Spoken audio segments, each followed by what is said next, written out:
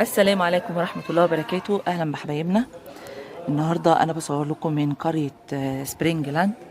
جيت أقضي المصيف بتاعي، واخدين 4 أيام هنا. احنا مش مأجرين فيلا بتاعت قريبنا يعني، فاحنا واخدين فيلا دورين. دي الجنينة بتاعتها.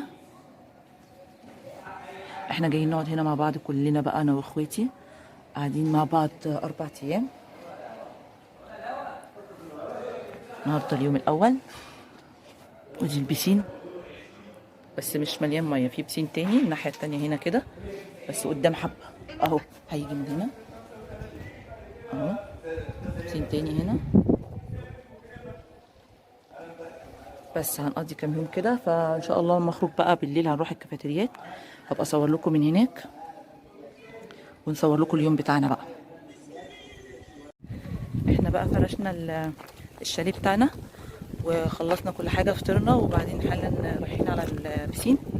اول حاجه هنروحها عشان بيبقى في وقت معين في بسين كمان اهو، بس ده بعيد عن الشاليه بتاعنا. هنروح بقى دلوقتي نعمل ايه على البسين الاول، عشان خاطر البحر الشباب بتوعنا راحوا ما لقوش في ميه. اولا في راس سدر دي مبقاش فيه بحر زي السخنه، العين السخنه بيبقى بحر اكتر، هنا بيبقى فيه جزر وكمان بيبقى فيه اسمه ايه يا ولاد، جزر وصخري.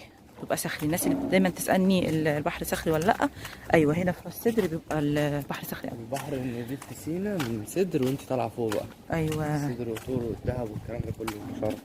تمام. بس فاحنا دلوقتي اهو بس يجهزوه، يحطوا بقى ايه كلور والحاجات عشان خاطر لما الناس تنزل.